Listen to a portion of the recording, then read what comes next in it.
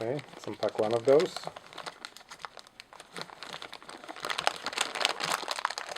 Let's see, it should also be like a switch-based button. As you can see, we have a switch, tactile switch at the bottom, and 3 connectors down below. And this is used for mounting it. And this kind of buttons we have like a common COM, if you can see in here. Let's take something. In here you have like a COM connector. This is called a normally closed connector. This is a normally open connector. So the idea, as you can see on the drawing, hopefully, the idea is that the normally closed connector is right now, it should be closed.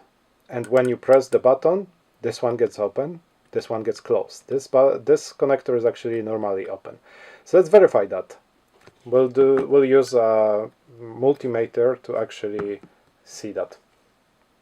So as said before, we have one common connector, one normally closed, one normally open connector. So let's use this kind of an alligator clip to connect to this common connector, and the red alligator clip to connect to the normally open connector of the switch. Then what we're gonna do, we're gonna connect one of the multimeter wires that we have around here to the red alligator clips. Then we're gonna connect the black alligator clip to the other multimeter connector. Okay, so it's something like this. And we have our multimeter set up for the continuity testing with audible signal of continuity. So whenever the resistance is close to 0, the multimeter will beep, and it should happen whenever I press the button. So let's press it. And it didn't, because it's not the right mode. And let's switch it properly right now. S is not the audible one, so let's change it. Now it should be audible. So now it's working. And you've learned one important lesson, so always check your settings, always check your connections, because we as humans always make mistakes about that. So that's what I did before. I actually made this same setup once before and it was working properly, so I assumed that I actually left it in the same state, and I didn't. So that's why the problem. But anyway, okay, sorry, because the leads are touching, but generally what we see is actually pressing the button makes the beeper go loud. Okay, so now let's make the opposite connection. So let's connect the red alligator clip to this normally closed terminal, and once we do that we should hear the beep instantly on, and it happened because this connection is actually, as it's written on this or shown on this little drawing here, this is normally closed. So let's press the button, it should open, and it did.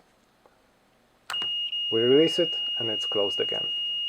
So as you can see, those two connectors operate as like the opposite of each other, and we can utilize each one of those to have the switch working as desired. So we can also reflect it in our system.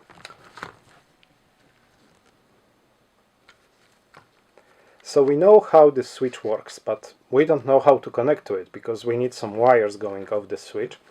And as you hopefully see, we have like a metal connector with a hole inside. The holes are actually used for, you can use a wire to go through it, and for example a solder or wrap around a wire around this little hole, and this one and this one.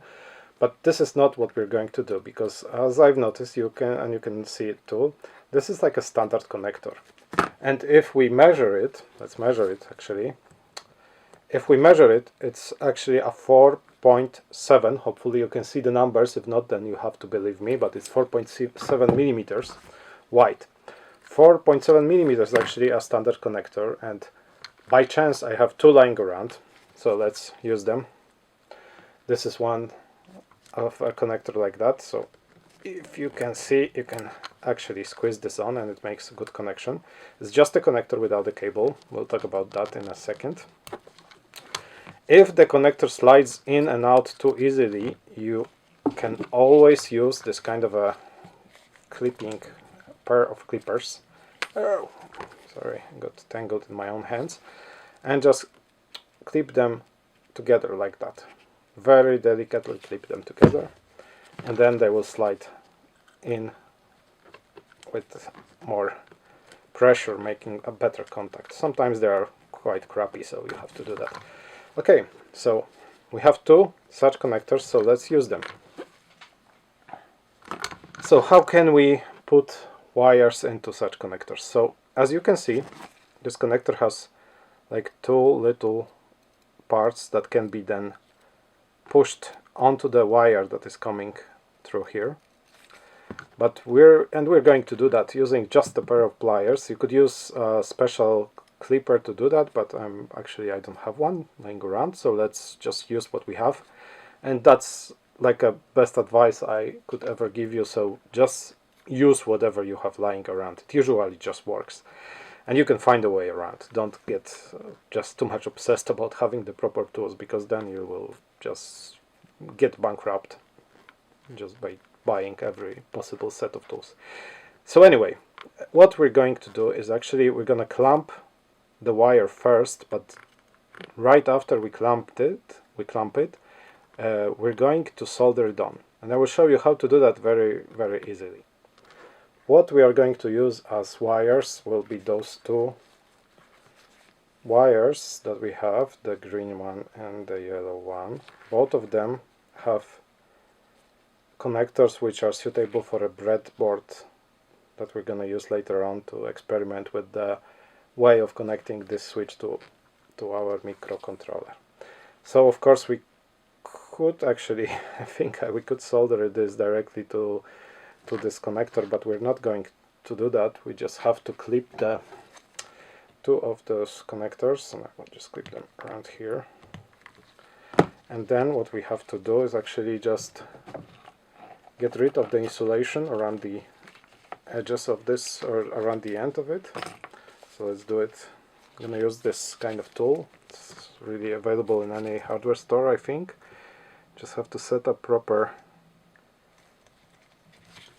wire diameter, and then you can just strip the insulation out of this. Yeah, we have one, and let's do the other. Maybe a little bit more than this. Yep, this will be good. But I think I will just strip more than this from around here as well. Oh, I didn't. And now I did. Alright. Let's twist it now a bit, so that we don't get individual wires coming all around. It's actually, you probably cannot see it, but it's actually a set of individual wires. So let's just push them around like this. Okay, beautiful. The table is set. The iron is hot. To cite a song I like. Okay. We're using this kind of third hand to help us with the soldering. I'm using a flex pen to actually get some flux onto the wire. It's actually, I think I'm running out of flux here. Need to buy a new one. But hopefully this would be enough. Yep, there's some at least. Okay, so let's take the iron. We have a proper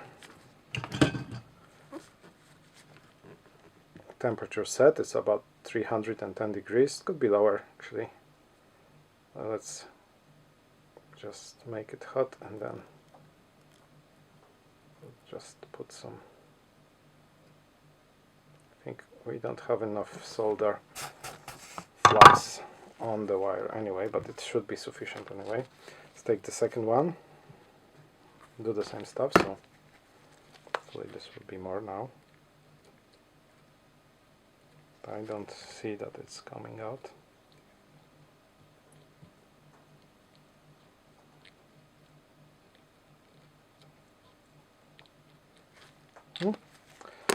Let's put the solder onto it. Okay.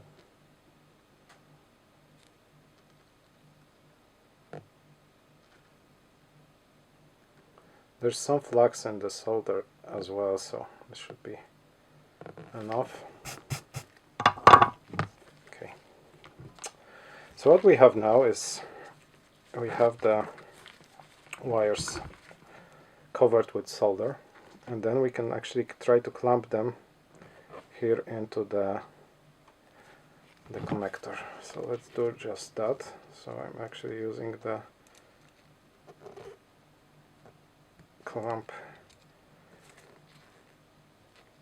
clamping tool that I have flying around. Hopefully this will work somehow.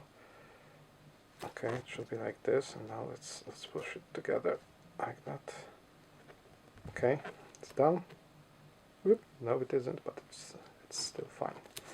Okay, let's do it like this. Actually, these connectors are supposed to be covering like a much bigger wires, so they should have a diameter of about, I think, 1 or 2 millimeters, and we're using something that has 0.7 or similar diameter. But let's also push this together. You can see that when we push this together, it actually doesn't have anything to hold on to. Let's use it like that.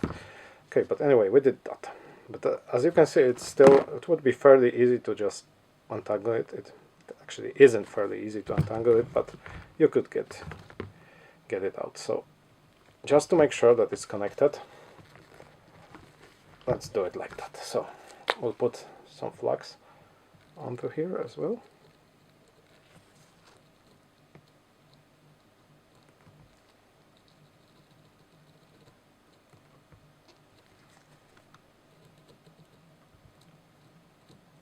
If there would be any, that would be really helpful, but there isn't that much to go around. And let's try to solder it down. So we're gonna hit the connector a bit for a second or two, and then we need to push quite a lot of solder into there. Okay, a bit more.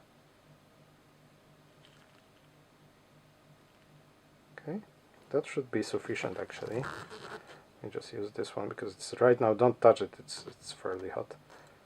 As you can see, it got very the plasticity of the plastic is quite big.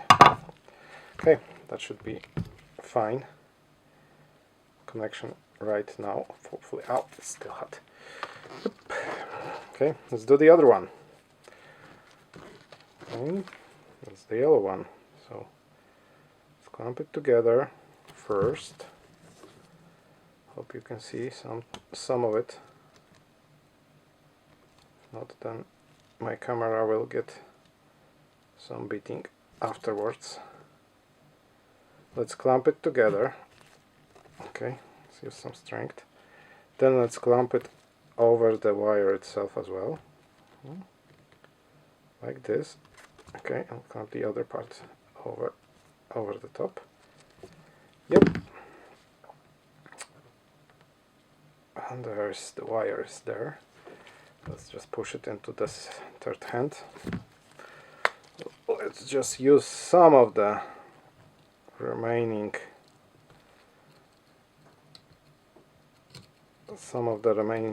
flux that we hopefully have here. Oh, whoa, we lost him. That's why I actually soldering these, because the clamping is not working at all. The wires are just to put in. Okay, now we can solder. Let's make it hot. 2, 3, 4, 5 seconds, probably it's hot already. And let's put a lot of solder in there.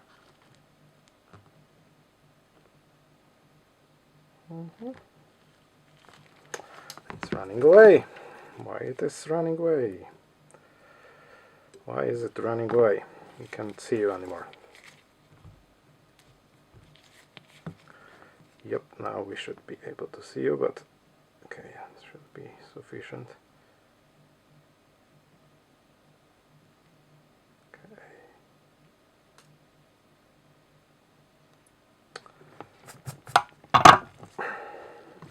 Yep, should be done by now. Let's clamp it a little bit more.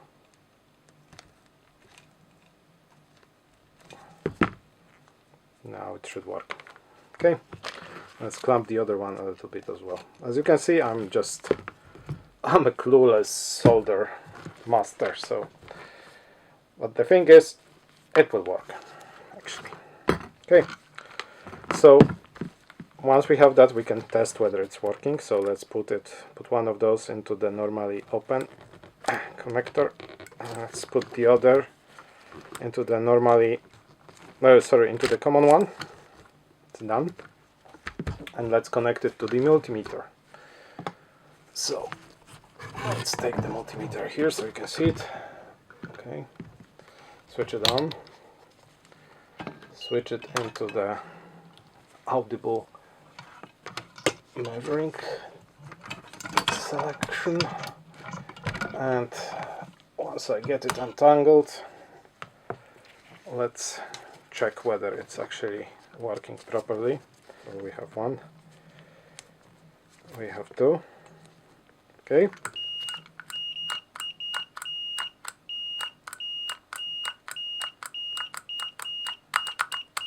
Yep, seems to be working. Okay, fine.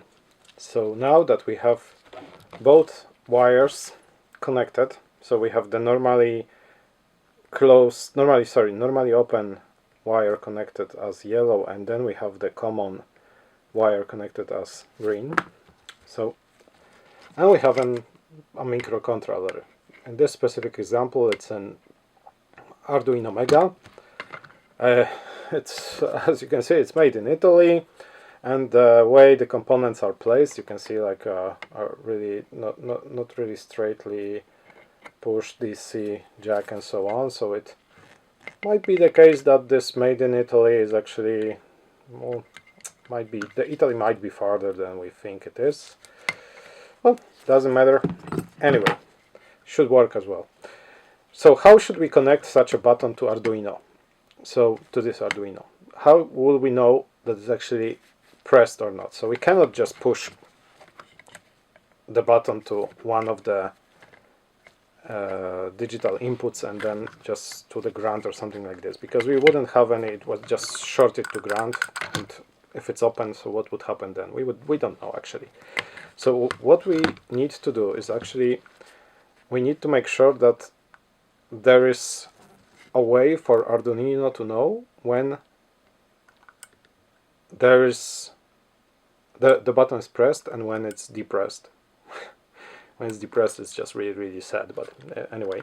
So whenever this so what we need to do is we need to make sure that the voltage level on the digital input is actually reflecting the state of the button. So it should be either high or low whenever it is pressed, and then either low or high whenever it is released. And in order to do that, we need to understand that Arduino, or at least this specific controller, uses the following levels of signals. So for it, the plus 5 volts on one of these inputs means a 1, or actually around plus 5 volts means 1, and a number near 0 means 0, so low. And this is what we're gonna see in the software in one of the later episodes. But let's take a look at this. So what we need to do is actually to supply two different levels of voltage to this input. It should be high or low for pressed button, and then the opposite for released button.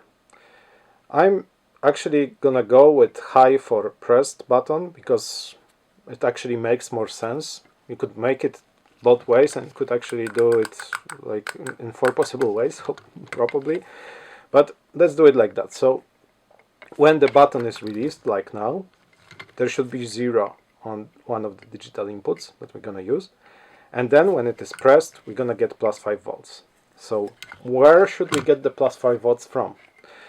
Hopefully we do have it, because as you can see in here we have a plus 5 volt that is regulated by this Arduino board. So it's actually, we have 3.3 and 5, and we have a ground, so it means that we can actually have a reference 1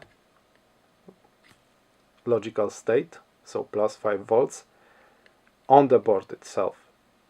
So let's use this. So we have two more wires that we're going to use. One is red, one is black.